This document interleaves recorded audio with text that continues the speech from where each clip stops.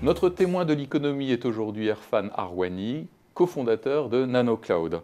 Erfan Arwani, bonjour. Bonjour. Alors, NanoCloud, comme son nom le suggère, permet aux entreprises de transférer leurs logiciels dans le cloud. Après 4 ans de recherche et développement, NanoCloud a été créé début 2015 pour effectuer une levée de fonds immédiate de 2 millions d'euros. Alors, juste pour commencer, est-ce que vous pouvez nous rappeler en 2 mots ce qu'est le cloud? Le cloud, peut-être par l'exemple, c'est tout simplement le passage de stockage de vos photos sur votre ordinateur chez vous au stockage dans le cloud. Le cloud, ça vous permet d'accéder à vos photos de n'importe quel device, votre tablette, votre smartphone, sans vous poser la question de la sécurisation de vos données. Alors, pour le smartphone ou pour l'iPad, bon, on comprend qu'on n'ait pas le choix, mais pour l'entreprise, quel est l'avantage de transférer des logiciels dans le cloud?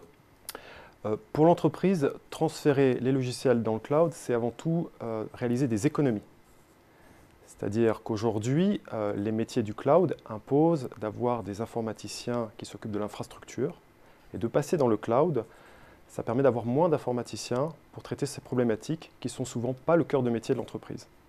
Alors, ça permet aussi, puisqu'on a vu avec le cas des photos, d'accéder avec plusieurs écrans au même contenu.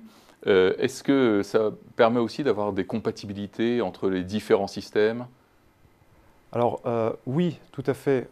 Aujourd'hui, une application dite traditionnelle, on y accède depuis son poste et c'est souvent un poste PC. La demande des collaborateurs et des clients, c'est de pouvoir y accéder depuis les autres devices, c'est-à-dire depuis par exemple un Mac, une tablette ou un smartphone, ce que le cloud rend possible immédiatement. Alors, est-ce qu'il y a une demande ou est-ce qu'il y a, je ne sais pas, les clients ou en interne, il y a une espèce de demande pour le cloud pour des usages particuliers? Oui, la demande vient de l'interne comme de l'externe. En interne, c'est principalement le BYOD, c'est-à-dire Bring Your Own Device. On le voit tout simplement sur le marché du BYOD, 80 milliards de dépenses l'année dernière pour de l'achat d'ordinateurs et de tablettes choisis par l'employé. En 2020, on se dirige vers du 240 milliards. Donc clairement, ce que veulent les collaborateurs comme les clients, c'est pouvoir utiliser leur propre matériel, leur propre système d'exploitation avec lesquels ils se sentent bien pour utiliser les logiciels de l'entreprise. Alors, quel est le risque pour l'entreprise en termes de propriété ou de sécurité des données lorsqu'on externalise finalement une grande partie de son informatique? Le risque est le même que pour les autres activités qu'on externalise. C'est surtout un souci de confidentialité et de sécurité. C'est pour ça que le principal travail du DSI va être finalement de bien choisir le fournisseur pour avoir une réponse exhaustive à ces deux problématiques, la sécurité et la confidentialité. Alors, on comprend que le cloud puisse donner des avantages, on a vu en termes de souplesse, en termes de flexibilité, en termes de facilité d'usage ou pour la part des clients ou en interne. Mais est-ce qu'il y a des conséquences en termes de productivité?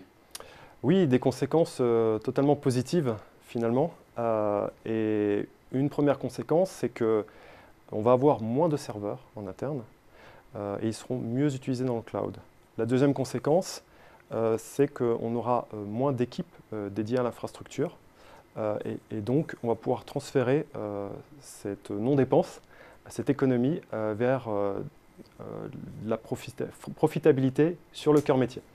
Alors, quand on a une entreprise qui a, allez, délocalisé ses logiciels, donc il n'y a plus de logiciels à vendre, c'est une mauvaise nouvelle pour les éditeurs, donc comment est-ce qu'ils réagissent? Je pense à Microsoft par exemple.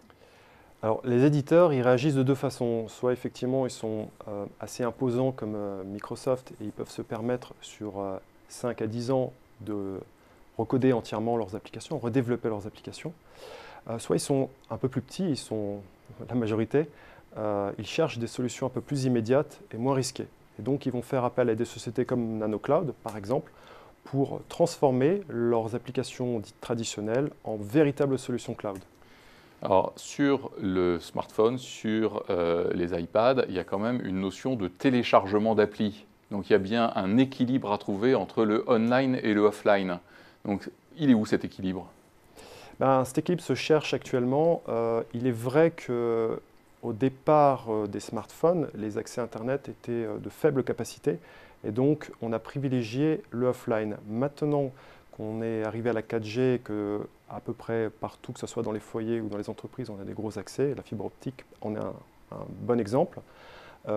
Finalement, le online est peut-être la meilleure solution, puisque nécessite moins de support et nécessite moins de travail sur les différents devices. On maîtrise un environnement et c'est valable pour tous les devices. Donc ce qu'il faut retenir finalement, c'est que la migration vers le cloud est un mouvement qui est enclenché, dont les enjeux sont importants, qui donne davantage de souplesse, davantage de flexibilité, davantage de sécurité et éventuellement davantage de productivité et finalement des coûts pour l'entreprise.